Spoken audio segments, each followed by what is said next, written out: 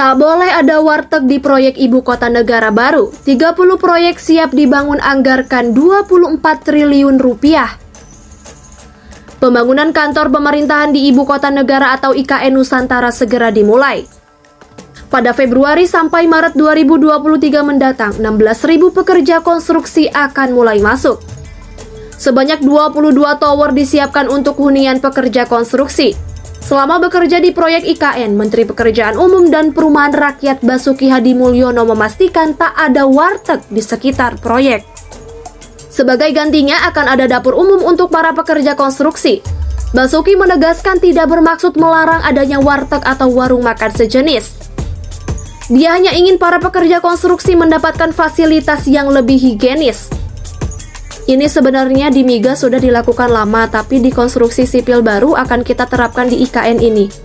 Sehingga nanti tidak ada bedeng-bedeng, nggak ada lagi misalnya kekumuhan warteg-warteg, kata Basuki. Lantaran sudah ada hunian, maka mereka tidak boleh tinggal di bedeng-bedeng. Dijelaskan Basuki hal itu demi menjaga agar kawasan proyek bebas dari kesan kumuh. Ribuan para pekerja yang masuk itu akan mengerjakan pekerjaan dasar, seperti pembangunan kantor, istana presiden, kantor menteri, jalan, jembatan, dan instalasi air.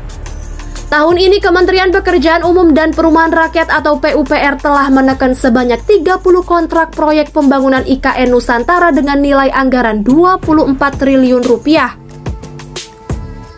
Pembangunan IKN telah dimulai sejak awal 2022 dengan pekerjaan yang ditandai dengan pembangunan 22 tower rumah susun untuk pekerja konstruksi. Beberapa konstruksi yang telah dan akan segera dimulai antara lain kantor presiden dan wakil presiden, kantor kementerian, perumahan, jalan tol, dan jalan logistik. Adapun anggaran untuk membangun IKN hingga tuntas diperkirakan bisa menembus 466 triliun rupiah.